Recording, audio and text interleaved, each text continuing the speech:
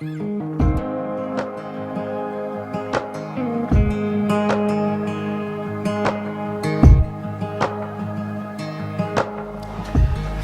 ce matin, je vais vous proposer de faire quelque chose qui n'est pas habituel.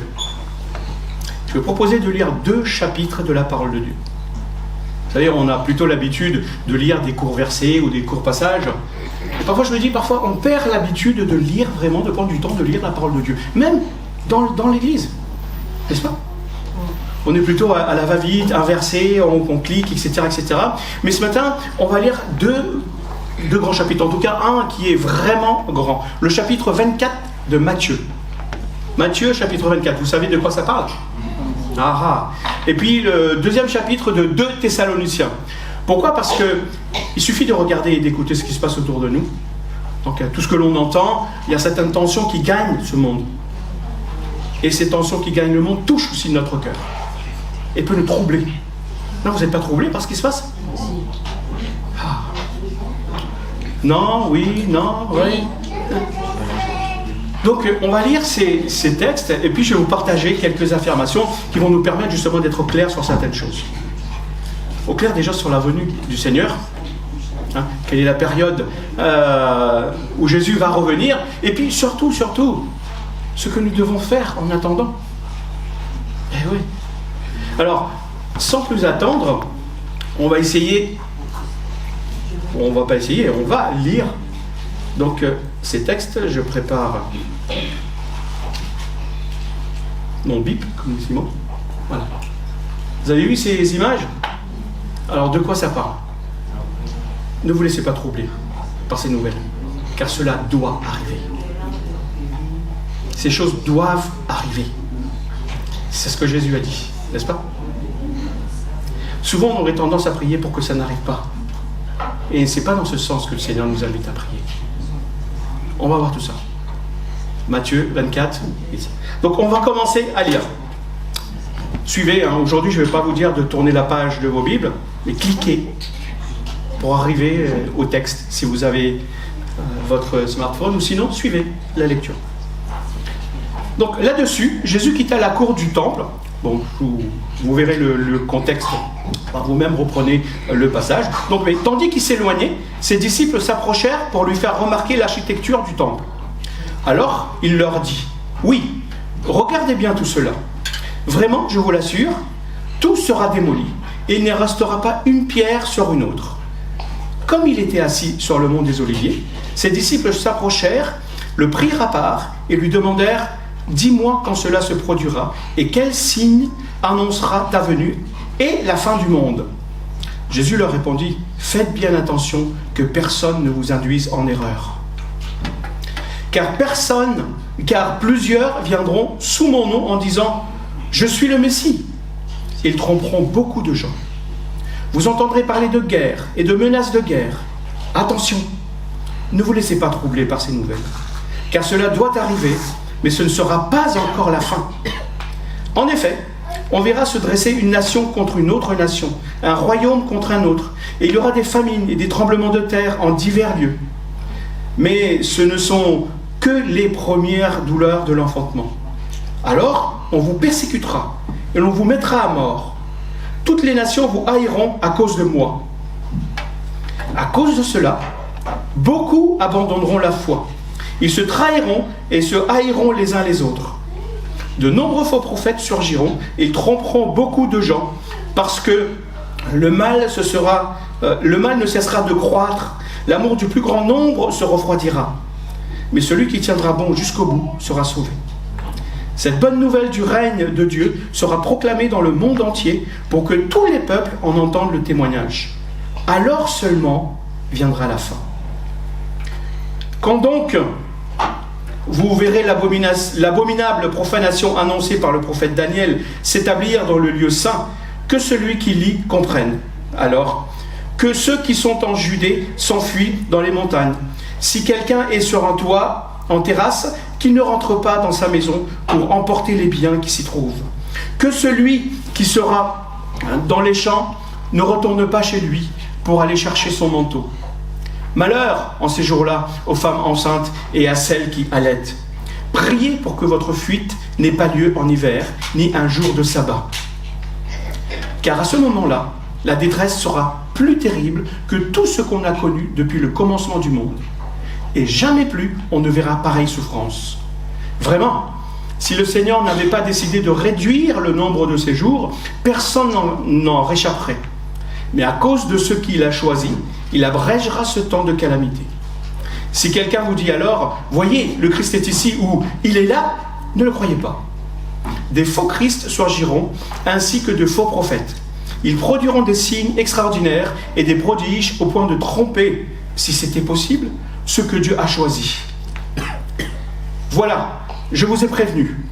Si l'on vous dit, regardez, il est dans le désert, n'y allez pas. Si l'on vous prétend, il se cache en quelque endroit secret, n'en croyez rien. En effet, quand le Fils de l'homme viendra, ce sera comme l'éclair qui jaillit du levant et illumine tout jusqu'au couchant. Où que ce soit le cadavre, là s'assembleront les vautours. Immédiatement après ces jours de détresse, le soleil s'obscurcira, la lune perdra sa clarté, les étoiles tomberont du ciel, les puissances célestes seront ébranlées. C'est alors que le signe du Fils de l'homme apparaîtra dans le ciel. Alors, tous les peuples de la terre se lamenteront, et ils verront avec beaucoup, je change ça, et ils verront beaucoup de puissance et de gloire. Il enverra ses anges rassemblés au son des trompettes éclatantes, ses élus des quatre coins du monde, d'un bout à l'autre de l'univers. Que l'exemple du figuier vous serve d'enseignement. Quand ses rameaux deviennent tendres et que ses feuilles poussent, vous savez que l'été est proche. De même, quand vous verrez tous ces événements, sachez que le Fils de l'homme est proche, comme aux portes de la ville.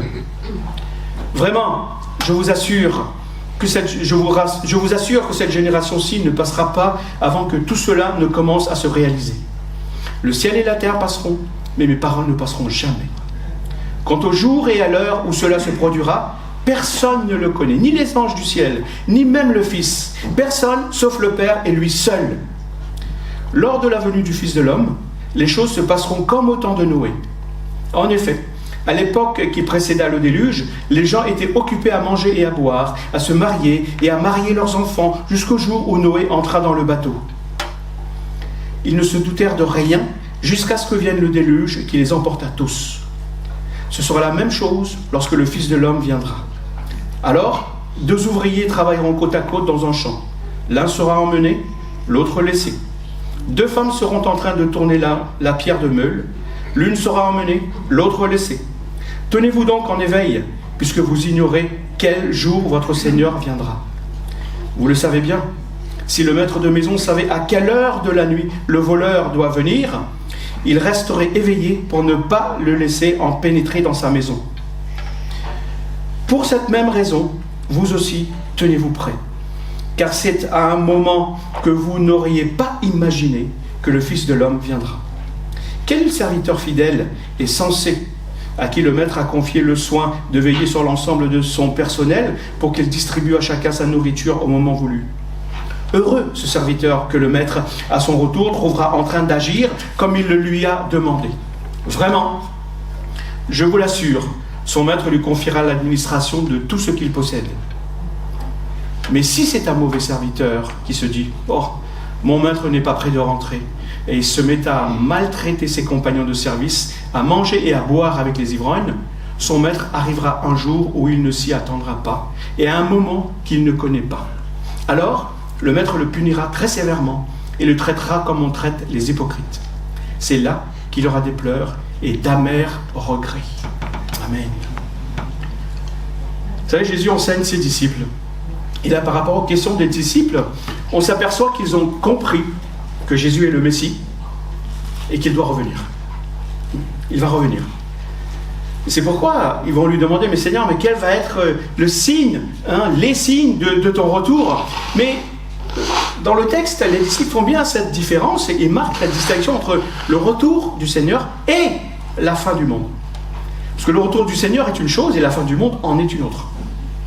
C'est pourquoi Jésus va les avertir en disant « Faites bien attention, que personne ne vous trompe, que personne ne vous induise en erreur. » Et en ce qui concerne la fin des temps, il y aura de grandes séductions.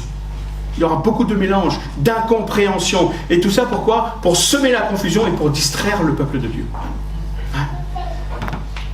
Dès que l'on entend aujourd'hui des guerres, des bruits de guerre, des catastrophes naturelles, très vite, certaines prennent leur smartphone sur les réseaux sociaux, ils sèment des nouvelles et cela crée de la panique. Non? Ça crée de la panique et ça attise des peurs et toutes sortes de prédictions. Mais quand ils voient que certaines choses qui sont annoncées dans la parole de Dieu s'accomplissent tel que cela a été annoncé, alors l'enfant de Dieu, qu'est-ce qu'il fait?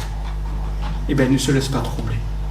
Il ne se laisse pas troubler, plutôt il est rassuré. Pourquoi? Parce qu'il voit que la parole de Dieu s'accomplit, comme Jésus l'avait annoncé. Et puis, il y a une chose, c'est que sa délivrance approche. N'est-ce pas? C'est parce que l'on désire tous que notre délivrance approche? Non? Imaginez que vous avez commandé un objet, ou qu'on va vous livrer un objet que vous attendez. On vous dit, voilà, dans le processus, voilà, quelqu'un va venir frapper chez vous et va vous faire signer un papier, et puis quelques jours après, vous allez recevoir votre bon de commande. Les jours passent, les semaines passent, vous attendez, vous dites, qu'est-ce qui se passe? Vous dites, est-ce que c'est bien ce qui va se passer? Est-ce que je vais bien recevoir mon colis? Puis un beau jour, tac, tac, tac, on frappe à votre porte, vous allez ouvrir, quelqu'un vous dit, ah, voilà, vous pouvez signer votre papier, la chose que vous attendez. Est-ce que vous vous inquiétez ou vous dites, waouh, vous vous réjouissez plutôt en vous disant, ah, ouf, c'est vrai ce qu'on m'avait dit, c'était vrai, donc la suite va arriver bientôt, je vais bientôt recevoir mon colis. Non? Ou est-ce que vous vous inquiétez? Eh bien, c'est ça ce que Jésus est en train de dire. Jésus dit qu'il y aura des signes avant son retour. Il y aura des guerres, des bruits de guerre, il y aura des catastrophes naturelles. Mais ne vous effrayez pas, ces choses doivent arriver. Et aucune prière. J'ai entendu. On m'a dit, oui, c'est parce que les chrétiens ne prient pas assez, qu'il y a des guerres dans le monde, qu'il y a la famine, etc. Je ne crois pas, c'est parce que la Bible me dit. On ne doit pas prier pour qu'il y ait des guerres, pour qu'il y ait de la famine, on doit prier pour ceux qui sont touchés par cela. Pour qu'ils tournent leur regard pendant ces moments vers Dieu et qu'ils cherchent leur secours en lui et témoigner de la grâce de Dieu. Mais aucune prière ne pourra changer le déroulement de ces événements. Il faut que ces choses arrivent, dit Jésus. Les hommes doivent arriver, si vous voulez, à un summum de mal et de perversion dans ce monde avant que Jésus ne revienne. Cependant, ça ne sera pas encore la fin, dit Jésus. Ce ne sera pas encore la fin. Ce sera que le commencement de la fin. Si vous voulez, autrement dit, c'est que la fin a déjà commencé. Et elle n'est pas encore terminée. Le temps de la fin, c'est un processus qui a commencé et qui va suivre son cours. Et durant ce temps, qu'est-ce qui va se passer? Eh bien, nous, les disciples de Jésus, ne doivent pas subir ce qui se passe dans le monde. Pourquoi? Parce qu'ils vont, eux, subir des persécutions. Ils ne doivent pas se laisser atteindre par ça. Ils vont continuer à être persécutés, à être haïs par toutes les nations. Parce qu'aujourd'hui, pour vivre la foi chrétienne, il est essentiel de prendre conscience que, puisque vous parlez de Jésus, puisque vous êtes enracinés de Jésus, puisque vous avez pris position pour Jésus, et que vous proclamez l'Évangile, vous serez confrontés à l'adversité. Ça, c'est sûr. Pensez pas que puisque vous allez parler de paix, parler de sécurité, parler d'amour, etc., que le monde sera toujours d'accord avec vous. Certainement pas. Les valeurs chrétiennes que nous enseignons s'opposent farouchement à la direction que le monde est en train de prendre, et surtout aux lois que ces mondes votent. Les lois pour les fins de vie, les lois pour l'avortement ou pour toutes sortes d'autres choses. Nous ne sommes pas pour l'incitation de la haine. Nous ne sommes pas pour le mépris des autres. Nous ne sommes pas pour attiser et nous ne fonctionnons pas avec tous ces genres de choses que l'on entend autour de nous, le mépris de l'autre. Donc par conséquent, le monde va même s'allier pour nous haïr. C'est ce qu'a dit Jésus. Le monde est contre moi. Ne vous attendez pas à ce qu'il soit pour vous. Donc les chrétiens seront toujours et bien souvent l'objet d'opposition. Mais ça ne veut pas dire que nous devons nous taire. Les chrétiens aussi, lorsqu'ils parlent de la venue de Jésus, on parle souvent comme si c'était un mystère inconnu, qu'on n'en savait strictement rien. Pourtant, Jésus a été clair à ce sujet. Il a donné des indications en affirmant que certaines étapes marqueraient le début et que d'autres choses marqueraient la fin. C'est tellement simple. Jésus a dit, il n'y a rien à ajouter, rien à retrancher non plus. C'est de la façon dont on les interprète qui peuvent perturber. tout le monde, vous savez, tout le monde continue d'attaquer les chrétiens et de les persécuter aujourd'hui. La fin n'est pas encore arrivée. Mais pendant ce temps, l'évangile va se répandre dans le monde entier, afin que les peuples puissent entendre le témoignage de l'évangile. Alors seulement viendra la fin. Vous savez qu'aujourd'hui, il y a beaucoup plus de persécutions envers les chrétiens qu'au 1er siècle. Les persécutions étaient un peu éparses. Il n'y avait pas autant qu'aujourd'hui. Vous allez me dire, c'est normal parce qu'il y a beaucoup plus de chrétiens. Eh oui. Mais proportionnellement, aujourd'hui, il y a beaucoup plus de persécutions contre les chrétiens. Et lisons, continuons avec le deuxième passage. 2 Thessaloniciens au chapitre 2. Au sujet de la venue de notre Seigneur Jésus-Christ et de notre rassemblement auprès de lui, nous vous le demandons, frères, ne vous laissez pas si facilement ébranler dans votre bon sens, ni troubler par une révélation, un message ou une lettre qu'on nous attribuerait et qui prétendrait que le jour du Seigneur serait déjà là. Que personne ne vous égare d'aucune façon, car ce jour n'arrivera pas avant qu'éclate le grand rejet de Dieu et qu'apparaisse l'homme de la révolte, qui est destiné à la perdition, l'adversaire qui s'élève au-dessus de tout ce qui porte le nom de Dieu et de tout ce qui est l'objet d'une vénération religieuse. Il ira jusqu'à s'asseoir dans le temple de Dieu en se proclamant lui-même Dieu. Je vous disais déjà cela lorsque j'étais encore chez vous. Ne vous en souvenez-vous pas ? Vous savez ce qui le retient pour l'instant, afin qu'il ne paraisse que lorsque son heure sera venue. Car la puissance mystérieuse de la révolte contre Dieu est déjà à l'œuvre. Il suffira que celui qui le retienne jusqu'à présent soit écarté pour qu'alors apparaisse l'homme de la révolte. Le Seigneur Jésus le fera périr par le souffle de sa bouche et le réduira à l'impuissance au moment même de sa venue. L'apparition de cet homme se fera grâce à la puissance de Satan, avec toutes sortes d'actes extraordinaires, de miracles et de prodiges trompeurs. Il usera de toutes les formes du mal pour tromper ceux qui se perdent, parce qu'ils sont restés fermes à l'amour de la vérité qui les aurait sauvés. Voilà pourquoi Dieu leur envoie une puissance d'égarement pour qu'ils croient au mensonge. Il agit ainsi pour que soient condamnés tous ceux qui n'auront pas cru à la vérité et qui auront pris plaisir au mal. Mais nous devons sans cesse remercier Dieu à votre sujet, frères, vous que le Seigneur aime. En effet, Dieu vous a choisis pour que vous soyez les premiers à être sauvés par l'action de l'Esprit qui vous a purifiés et par le moyen de votre foi en la vérité. C'est à cela que Dieu vous a appelés par la bonne nouvelle que nous vous avons annoncée. Dieu vous a appelés pour que vous possédiez la gloire de notre Seigneur Jésus-Christ. Demeurez donc fermes, frères, et attachez-vous aux enseignements que nous vous avons transmis, soit de vive voix, soit par nos lettres. Notre Seigneur Jésus-Christ, lui-même, et Dieu, notre Père, nous ont témoigné tant d'amour et, par grâce, nous ont donné une source éternelle de réconfort et une bonne espérance.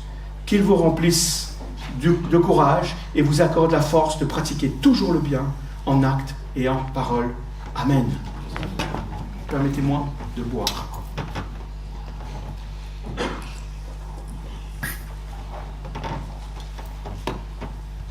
Ça, je suis sûr que vous auriez lu Matthieu 24 et 2 Thessaloniciens 2.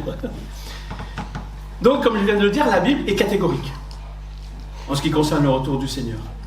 Personne ne connaît le jour ni l'heure.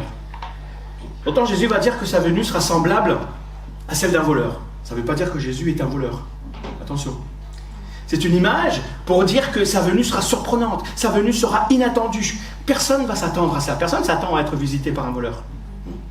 En d'autres termes, malgré les efforts, malgré même tous les efforts pour rester vigilants, il y aura toujours un moment donné où nous ne serons pas conscients de cette venue. C'est pourquoi Jésus nous encourage à veiller et en précisant qu'il viendra comme un voleur. Mais comment est-ce que l'on peut résumer ce que Jésus a dit à propos de son retour ? Même s'il ne nous a pas indiqué le jour et l'heure, il nous a donné des signes. La question c'est, quels sont ces signes ? Non ? Si quelqu'un vous demande quand est-ce que Jésus reviendra, est-ce que vous regarderez votre montre pour lui dire ça viendra dans un certain temps, ou plutôt vous essaierez de considérer les signes qu'il y a autour de vous. Donc Jésus n'a pas précisé toutes ces choses-là. Il nous a donné des indices à travers des signes qui vont nous permettre de discerner les temps et les moments dans lesquels nous sommes. Donc il est important aussi de noter que Dieu ne considère pas... il a sa propre façon plutôt de compter le temps. Pour Dieu, un jour est comme 1000 ans. Hein, c'est ce que dit Pierre. Hein. Et 1000 ans, c'est comme un jour. En plus, sur quel calendrier on va se baser pour calculer ça? Il y a des multiples calendriers dans ce monde. Et chacun son propre calendrier et son point de départ n'est pas le même. Par exemple, le calendrier juif, on est à 5785, me semble-t-il. Et ils prennent comme point de départ la création, la Genèse. Le calendrier chinois, on est à 4700 quelque chose. Pourquoi? Parce qu'ils prennent comme point de départ l'arrivée au trône d'une certaine dynastie. Et nous, notre calendrier grégorien, qui est devenu un calendrier universel, on est à combien? 2024. Pourquoi? Parce qu'on a pris comme point de départ l'ère chrétienne. Hein? La naissance de Jésus. Donc, chacun a sa propre façon d'évaluer le temps qui passe et de se situer dans l'histoire. Mais plutôt donc que de donner une date précise, Jésus va nous laisser des signes à observer. Donc, que tout le monde peut observer. Je sais pas, est-ce que vous prenez... Quels sont ceux qui prennent la route souvent, tous les jours? Est-ce que vous êtes capable, sans savoir quel jour on est, de dire par rapport à la circulation quel jour on est? Je me suis aperçu que oui. Il y a certains jours où il y a beaucoup plus de circulation que d'autres. Ça, ce sont des signes. Vous n'avez pas besoin de savoir quel jour on est. Par exemple, le mardi et le jeudi, ceux qui observent le trafic, ils ont fait des études, ils ont montré que le mardi et le jeudi, c'est là où le trafic est le plus dense. Et inversement, le lundi et le vendredi, c'est là où il y a le moins de trafic. Pourquoi? Parce que certaines entreprises facilitent le travail à distance le lundi ou par flexibilité d'horaire pour le vendredi. Même si vous avez oublié quel jour on est, parce que vous êtes dans la circulation, vous pouvez savoir. Vous pouvez avoir une idée quel jour on est. Donc Jésus n'a pas donné de jour ni de l'heure, il nous a donné des signes. Et dans le texte, les textes que l'on a lus, il y a au moins 4 signes. Il y a 4 signes. Les signes du retour de Jésus. Premièrement, il y a quoi? Les signes dans le monde.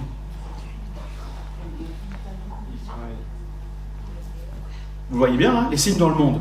Dans le monde. Aussi bien Jésus que Paul, ce que l'on a lu, nous indique que ces signes annoncent, qui vont annoncer la fin du monde et le retour de Jésus, qu'il va se passer des choses dans le monde. Donc du côté du monde de façon spécifique, le monde va connaître des événements significatifs. Le péché va augmenter. Il va augmenter considérablement et va devenir de plus en plus manifeste. Les valeurs fondamentalement humaines vont être bafouées. Le respect par exemple. Avant, que l'on croyait ou qu'on ne croyait pas en Dieu, on avait un certain respect de l'autorité. Aujourd'hui, ce n'est plus du tout le cas. Le respect de la vie. Avant, que vous croyez, que vous ne croyez pas en Dieu, que vous étiez, comme on dit, quelqu'un même qui rejetait toute croyance, il y avait un certain respect de ces choses. Nous sommes arrivés à un degré de relativisme tel que la vérité n'existe plus. Chacun a sa propre conception de ce qui est vrai. Il n'y a plus de norme à laquelle tout le monde va se référer en disant oui, ça c'est une norme à laquelle on peut tous se référer pour décider quelque chose. Ce qui est bien, le monde l'appelle mal, et ce qui est mal, le monde l'appelle bien. Et chaque nouvelle génération qui paraît, surtout celle dans laquelle on est aussi, pas plus, pas moins que les autres, croit le mieux savoir, croit savoir être détention de ce qui est vrai par rapport à la génération précédente. Donc si vous voulez savoir quand Jésus revient, regardez le monde et ce qui se passe dans le monde. Parce que malgré le développement de la science, malgré les technologies, le péché va s'accroître. Oui, le péché va s'accroître.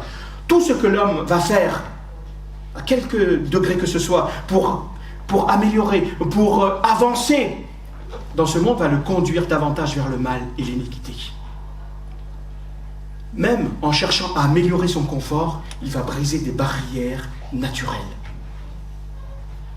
Donc le sens moral qui était inné avant, comme je vous disais, qui permettait à un être humain de dire non à certaines choses, aujourd'hui, toutes ces choses disparaissent. Avant, un adulte parlait à un enfant dans la rue qui faisait une bêtise, l'enfant s'arrêtait et rentrait chez lui. Aujourd'hui, l'enfant ramasse un caillou et le jette à l'adulte. Vrai ou faux? Et où il vous insulte. Aujourd'hui, avant, on discutait des choses pour savoir quelle était la vérité, on cherchait vraiment ces choses. Aujourd'hui, vous n'avez pas besoin de grands débats, simplement 2 ou 3 mots pour remettre en question ce que l'on considérait comme mauvais il y a de ça quelques décennies derrière.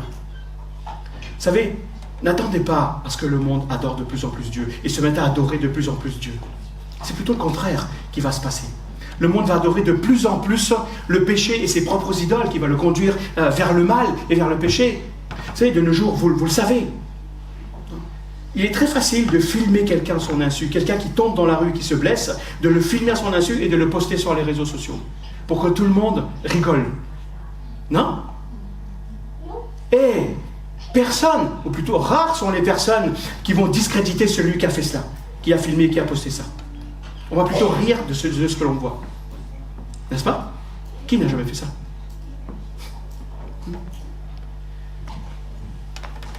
On critiquera plus ces personnes qui viennent tomber plutôt que celui qui a fait ça à son insu. Et puis, il n'est pas nécessaire de faire de poster de grandes paroles, de grands textes. De simples phrases suffisent. Puis après, c'est votre imagination qui tourne par rapport aux images que l'on vous met. Votre imagination fait le reste. Aujourd'hui, le monde adore ceux qui nourrissent les colportages. Le monde ne deviendra pas plus conscient du mal, frères et sœurs, mais bien au contraire. Deuxièmement, ne voyez pas seulement que le monde comme signe. Il y aura aussi des signes dans l'Église. Il y aura l'apostasie, il y aura la désertion. Il y aura des personnes qui semblent être de bons chrétiens, à qui, permettez-moi cette expression, qu'on donnerait le bon Dieu sans confession, qui vont abandonner la foi, comme ça, pour rien. Certains qui vont dire, ah ben oui, ben moi maintenant, voilà, je vais suivre mon culte, je n'ai plus besoin d'église, je vais suivre mon culte, simplement en ligne. Je ne dis pas que ça a son utilité dans certaines circonstances, mais voilà, moi je vais vivre ma vie chrétienne de cette façon, de façon virtuelle. Il existe des hérésies. Et plus tu vivras ta vie chrétienne de façon virtuelle, moins tu seras au fait des hérésies qui se passent. Plus tu seras affecté par ces hérésies. Parce que tu ne seras pas nourri, affermi pour faire la différence entre le vrai et le faux. Donc il y a des personnes aussi qui professent des hérésies et qui se prennent pour des petits dieux. Bien sûr, ils ne vont pas vous le dire. C'est évident. Mais lorsque vous les regardez de près, la façon dont ils gèrent leur communauté, leurs mouvements, eh ben, vous avez davantage l'impression qu'ils travaillent pour leurs propres intérêts, pour leur propre poche.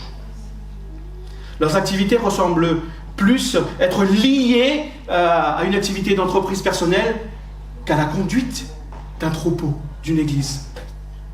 Et même parmi cela, on peut y trouver des miracles et des prophéties, mais tout ça, c'est des choses bluffantes, des illusions, des choses mensongères.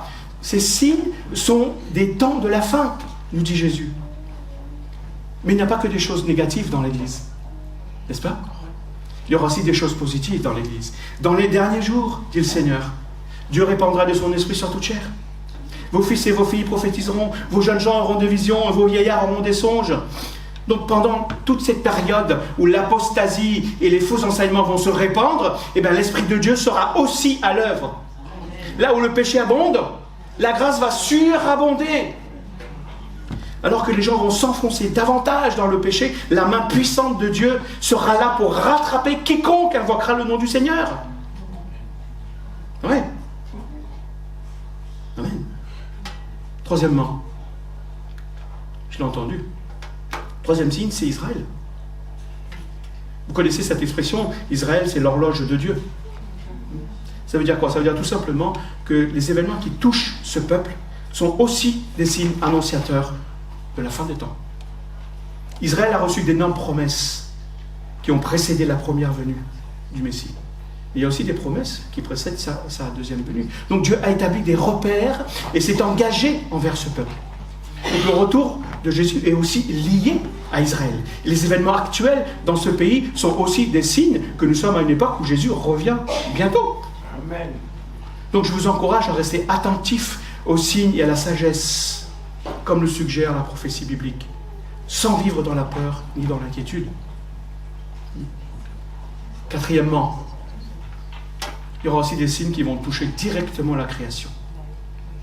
Tremblement de terre, inondation, famine, maladie généralisée, bouleversement climatique et cosmique. Les puissances célestes vont être ébranlées.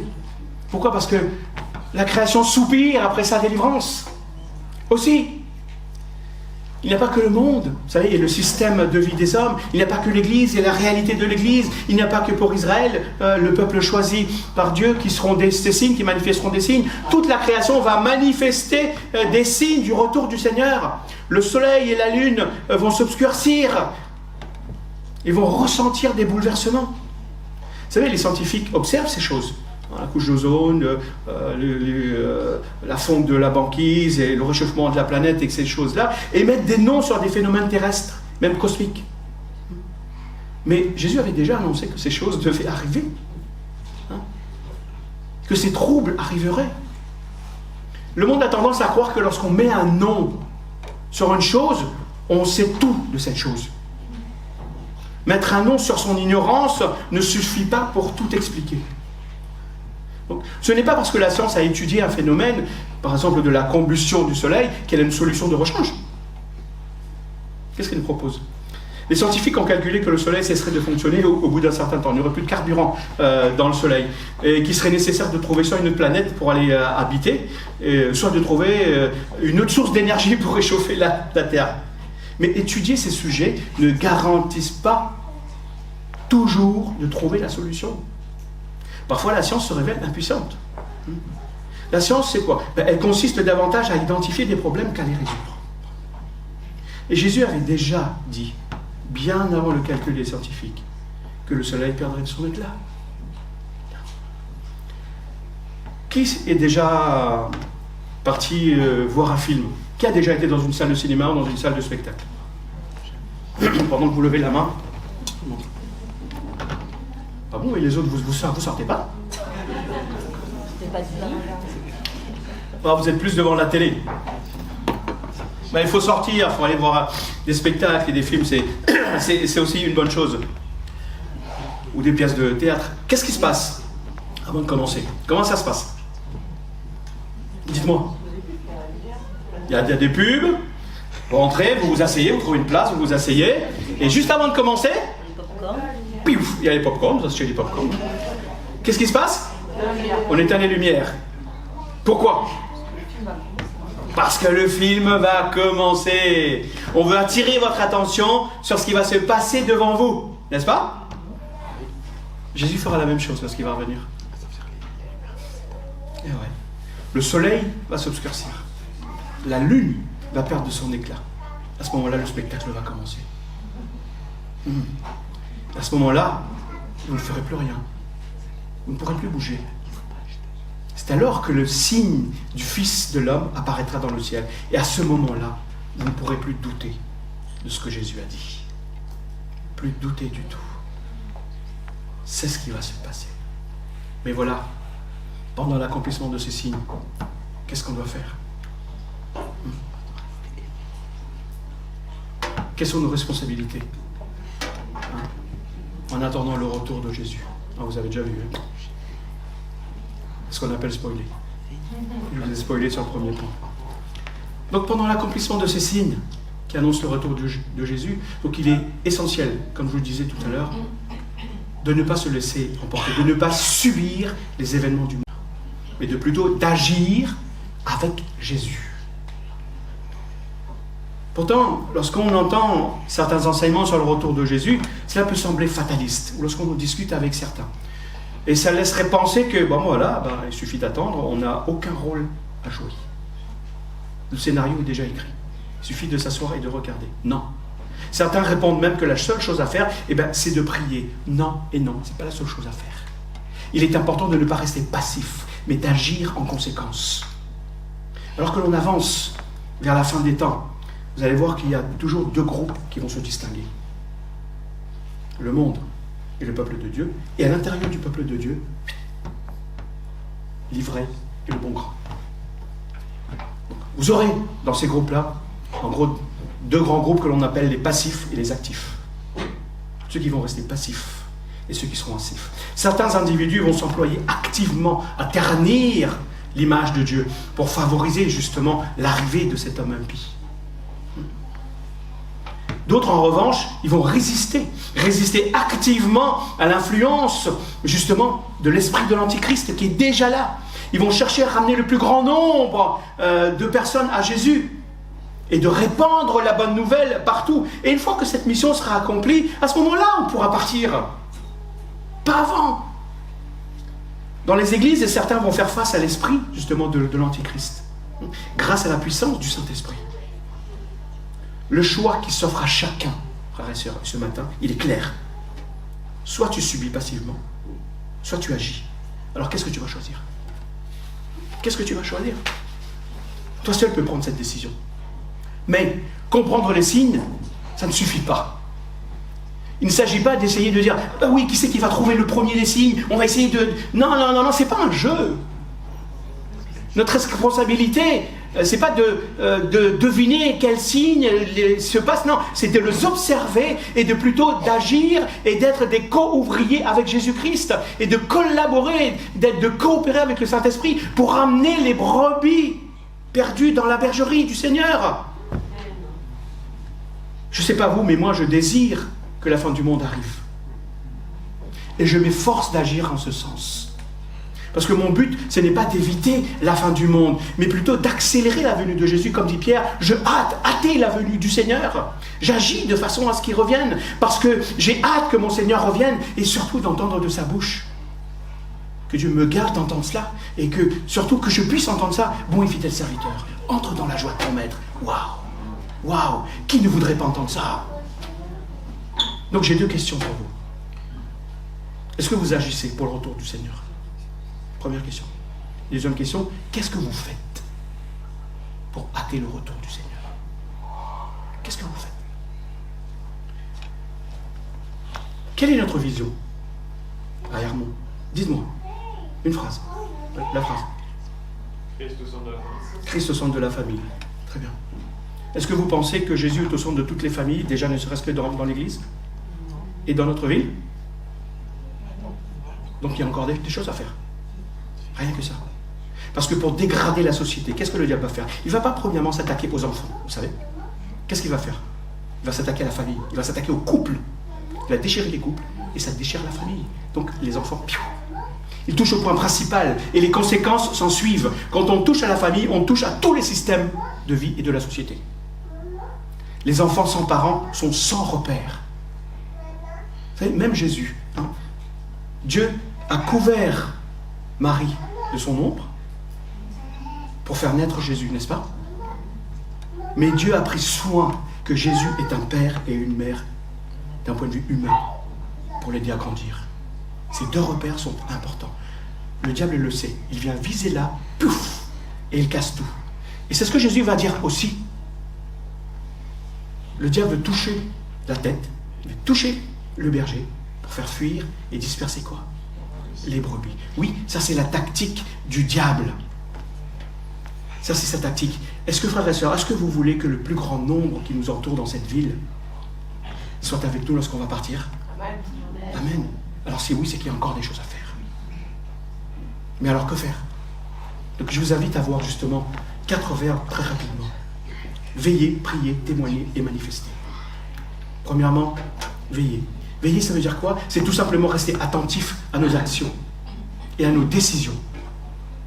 Ne cherchez pas toujours à avoir raison. Laissez partir certaines choses. Parce que le temps est compté, frères et sœurs. Nous devons... Vous savez, je parlais avec ma femme, je lui disais, c'est vrai que nous recherchons davantage à veiller et à prier, à passer du temps dans la prière, mais nous avons tous 24 heures. Si vous devez vous concentrer sur certaines choses utiles dans votre vie, vous devez en laisser d'autres. Alors faites un choix. Faites ce choix. Laissez certaines choses inutiles et surtout, évitez de nourrir des pensées négatives à l'égard des autres dans votre cœur. Cela ne sert strictement à rien, qu'à l'égard d'un frère ou une sœur, qu'à l'égard de vos collègues ou de tous ceux qui nous entourent, parce qu'ils ne croient pas Dieu. Mais vous avez même déjà remarqué, je pense, elle aime dire, que lorsque vous êtes en colère contre quelqu'un, même si cette personne va bien et sourit, vous allez quand même pouvoir trouver quelque chose à redire. Il dit, ouais, c'est pas normal. C'est pas normal qu'il se sente bien, c'est pas normal qu'il se mette à sourire. Il y a anguille sous roche. Non? Son contentement, on a l'impression que son contentement et sa joie vous affectent et que secrètement, vous avez envie qu'il lui arrive quelque chose. Non? Frères et sœurs, n'agissez pas de la sorte. Vous perdez votre temps, d'une part, et vous sabotez votre propre vie et votre communion avec Dieu. Veillez plutôt sur votre propre cœur, sur vos pensées, afin que rien ne vienne altérer votre relation avec le Seigneur. Veillez, mais il y a un autre verbe qui va toujours avec ce verbe veiller, dans les évangiles et dans le Nouveau Testament aussi. Veillez et priez. Pourquoi? Parce que dans la vie, tout est spirituel. Vous croyez ça? Oui. Ça vous paraît bizarre ce que je suis en train de vous raconter, en vous disant tout est spirituel? La télé, c'est spirituel. La radio, c'est spirituel. Les médias sont spirituels. Les réseaux sociaux, c'est spirituel. Pourquoi? Parce qu'à travers tous ces canaux de diffusion, il se passe des activités spirituelles. On communique des pensées, n'est-ce pas? On communique des idées, des croyances, on communique des états d'esprit. Si vous ne gardez pas votre vie dans la prière, si vous ne veillez pas, gardez pas votre vie dans la prière, quand vous ouvrez les yeux le matin pour commencer votre journée, votre esprit est déjà sollicité de plusieurs manières et vous allez finir votre journée fatigué, déprimé, épuisé. Et à un moment donné, vous ne saurez même plus ni d'où vient cette fatigue, ni comment s'est produit cette déprime. C'est ceux qui sont déprimés sur les réseaux sociaux qui vous communiquent leur déprime. Donc veillez et priez. C'est notre manière de porter l'équipement que Dieu nous a donné. Relisez Éphésiens chapitre 6, vous allez voir l'équipement que Dieu nous a donné. Mais pour pouvoir utiliser cet équipement, c'est par la prière. La prière n'est pas tant une arme, mais c'est ce qui nous permet d'utiliser cette arme de façon efficace et d'être protégés contre toutes les attaques de ce monde, contre les persécutions. Veillez et priez, mais aussi témoignez. Si tu as découvert la vérité, partage-la autour de toi. Peu importe. Que l'on t'écoute, que l'on ne t'écoute pas. Partage. Puisque tu as expérimenté combien Dieu est bon, et que ta vie témoigne de cette paix, que tu l'expérimentes, cette paix que Jésus apporte. Alors fais-en un témoignage. Lorsque vous êtes convaincu qu'un produit est bon, qu'est-ce que vous faites? Je suis sûr que tu en parles à d'autres. Et ça, sans être payé. Tu fais de la pub sans être payé. Eh oui. C'est un peu comme si tu faisais de l'évangélisation pour ce produit. Tu encourages les gens à lire des articles sur ce produit, tu vantes ses bienfaits et tu dis aux gens, ouais, tu devrais l'essayer. Pourquoi? Parce que toi, tu l'as essayé, que ça a fonctionné pour toi. Hein? Donc tu veux inciter les autres à faire la même chose. Qui n'a jamais fait ça ou qui n'a jamais entendu quelqu'un lui dire ça?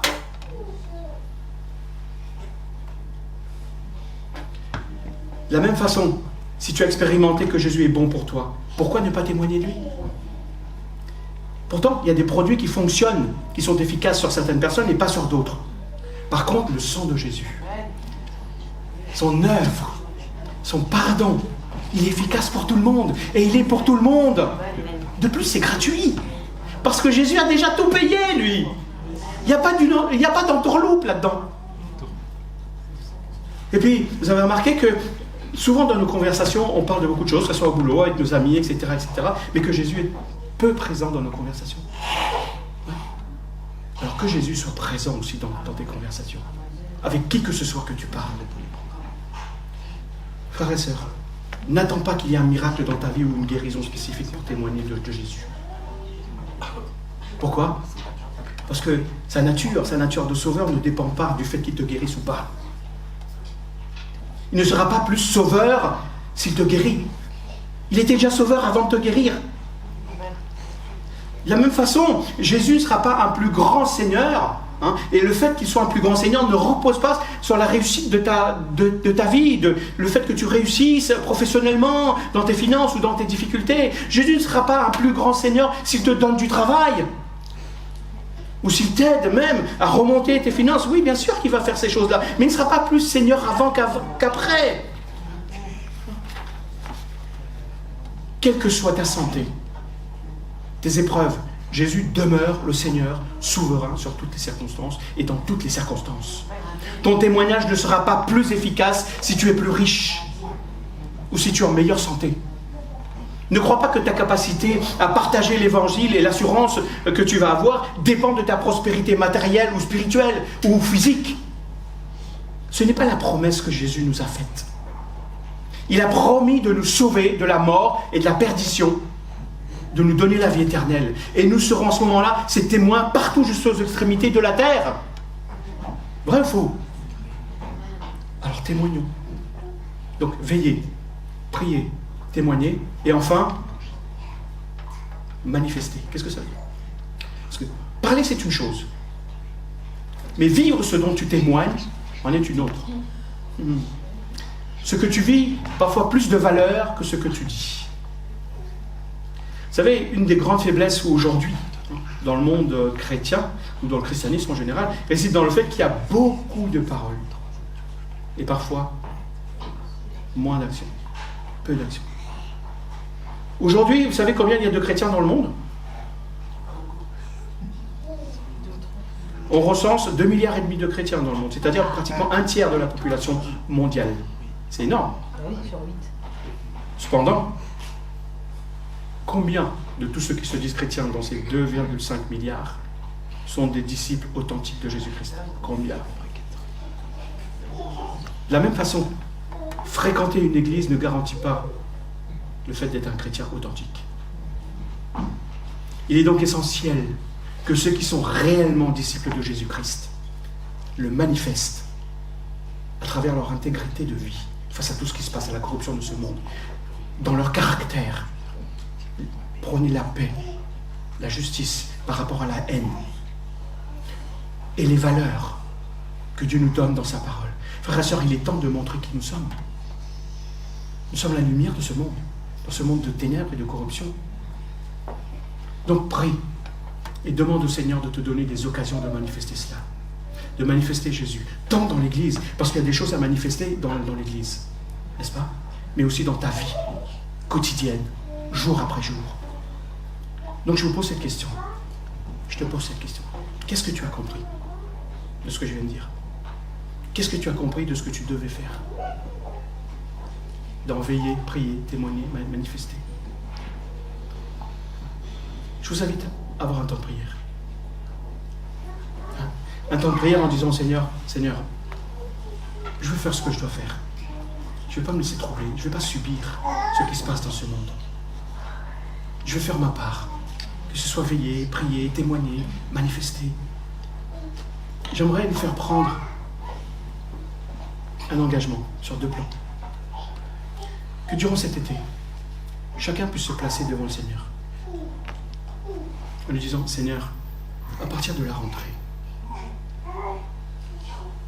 je m'engage à ramener 2 personnes à qui j'aurais parlé dans l'église.